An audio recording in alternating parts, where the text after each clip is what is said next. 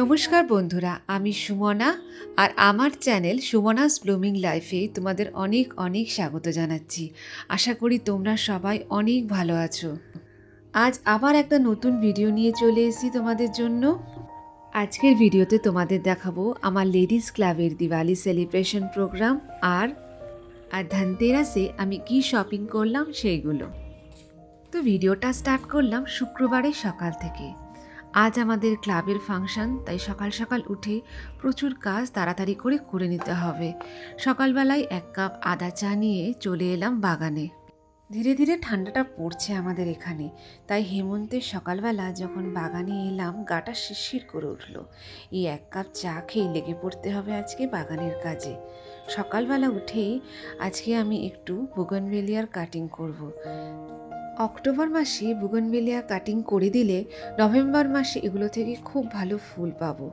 তাই দেখছি ফুল এসে গেছে, কিন্তু এই ফুলগুলো এখন রাখা যাবে না, এগুলো কেটে দেব, তার থেকে না নতুন ব্রাঞ্চ বেরোবে আর গাছটা আরও ঝাঁকড়া হবে, আরও বেশি ফুল দেবে।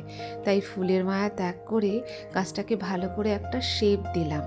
অনেকগুলো গাছ এবারে নতুন কিনেছি, তোমাদের শেয়ার করব কোথার থেকে কিনেছি গাছগুলো। গাছপালা তো আমি প্রচণ্ডই ভালোবাসি, তবে পার্মানেন্ট গাছ করতে খুব ভয় লাগে জানো তো, কখন যে ট্রান্সফার হয়ে যাবে এই গাছগুলো, তখন খুব প্রবলেম হয়ে যাবে নিয়ে যেতে। আমার গোলাপ বাগানে প্রায় 80টার উপরে গোলাপ গাছ আছে, ওইগুলো তো মায়া ত্যাগ করতে পারবো না, সঙ্গে তো নিয়ে যেতেই হবে। তার সাথে এখন যোগ হয়ে যাচ্ছে এই বুগনভেলিয়া অ্যাডিনিয়াম গাছগুলো। এত ভালো লাগে না, লোভ আর সামলাতে পারি না। এবারেও প্রায় 20-25টা বুগনভেলিয়া গাছ কিনেছি আর তার সাথে 1 গাদা অ্যাডিনিয়াম কিনেছি। নতুন নতুন এত ভ্যারাইটি বেরোচ্ছে না, লোভ আর সামলাতে পারি না। আজকে মোহন ভাইয়াকেও ডেকেছি। পিছনের যে এই পোর্শনটা দেখছো ঘরের, এই জায়গাটা পুরো সবজি লাগাবো। তাই এই জায়গাটা মোহন ভাইয়াকে ডেকে একটু পরিষ্কার করলাম। কিছু গাছ আছে যেগুলো অফ সিজন হয়ে যায়, শীতকালে আর ফুলও দেয় না, ফলও দেয় না, তাই কেটে পরিষ্কার করে এই বীজগুলো লাগাবো। দেখো এই ফুলকপি, বাঁধাকপি, ব্রকলি আর এই যে মটরের বীজ, এগুলো মোহন ভাইয়াকে বললাম মাটিটা পরিষ্কার করে বীজগুলো ফেলে দিতে। আর খুব তাড়াতাড়ি এই গাছগুলো বেরিয়ে যায় জানো তো, অর্গানিক গার্ডেনটা তৈরি করতে হবে। লাঞ্চটা সেরেই আমি আর ভাবনাভাবি চলে এসেছি পার্লারে। দুজনে আজ একসাথে তৈরি হব, একসাথেই নাচ করছি। দেখো তৈরি হয়ে গেছি, এবার আমাদের যেতে হবে লেডিস ক্লাব। লেডিস ক্লাব চলে এসেছি, দেখো এন্ট্রান্সটা কি সুন্দর সাজিয়েছে। এবার চলে এসেছি ক্লাবের ভেতরে। এটা আমাদের ভেতরেই একটা পার্মানেন্ট স্টেজ আছে, আর ঠিক এই ওপেন স্পেসটাতে প্রতি বছর দিওয়ালি সেলিব্রেশন হয়। কি সুন্দর ডেকোরেশন করেছে দেখো, লাইট আর রং বেরঙের পর্দা দিয়ে, খুব ভালো লাগছে। সাজগোজ করতে গিয়ে আমি আর ভাবি একটু লেট হয়ে গেছি। যখন পৌঁছালাম তখন প্রোগ্রাম স্টার্ট হয়ে গেছে। চলো বসে পড়েছি 2 বন্ধু মিলে। আজ ভাবির সম্পর্কে তোমাদের কিছু বলবো, তবে তার আগে আমাদের ডান্স পারফরমেন্সটা তোমরা দেখো। আমি খুব অল্প অল্প করেই পোস্ট করেছি, পুরোটা পোস্ট করা সম্ভব নয় ইউটিউবে। কেমন লাগলো অবশ্যই জানাবে। ये कथा है रामायण अयोध्या।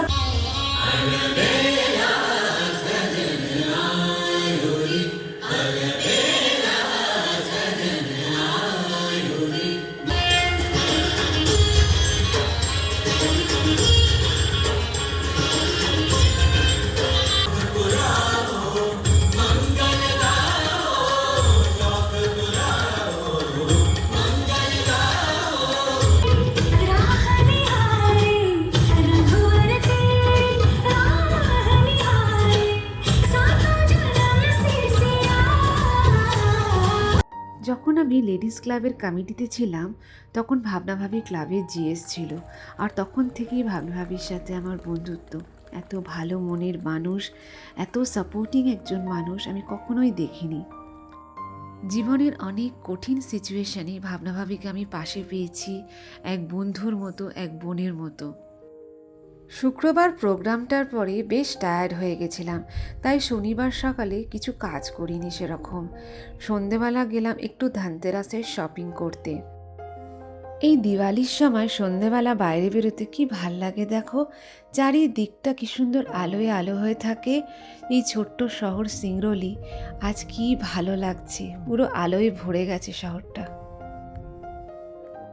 এবারে দিওয়ালিতে এই ক্রকারি ইউনিটটা বানালাম, দেখো কেমন হয়েছে জানিও। এই ফার্নিচারের দোকানটায় আমি অনেক ফার্নিচার বানিয়েছি, মোটামুটি ভালোই ফার্নিচার বানায়, তবে বড্ড সময় নেয়। ভেবেছিলাম দিওয়ালির আগেই দিয়ে দেবে যাতে তাড়াতাড়ি করে সাজিয়ে দিতে পারি, কিন্তু হাতে আর সময় নেই। দেখি কাল সকালে বলছে ডেলিভারি দেবে।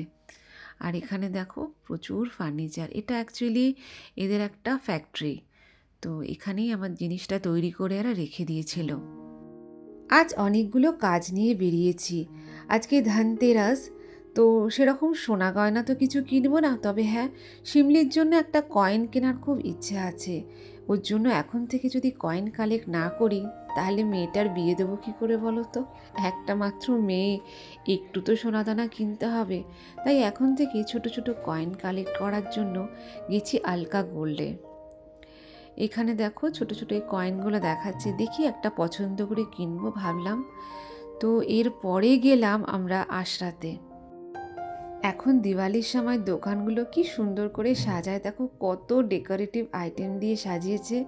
এখান থেকে কিছু দিয়া নেব বলে গেছি, কিন্তু ঘুরে ঘুরে দেখতে এত ভালো লাগছে, প্রতিটা জিনিস এত সুন্দর লাগছে, কিন্তু না এগুলো আর কিনবো না। গত বছরেরই প্রচুর লাইট ঘরে আছে, তো ওইগুলো দিয়ে এবারে ডেকোরেট করব।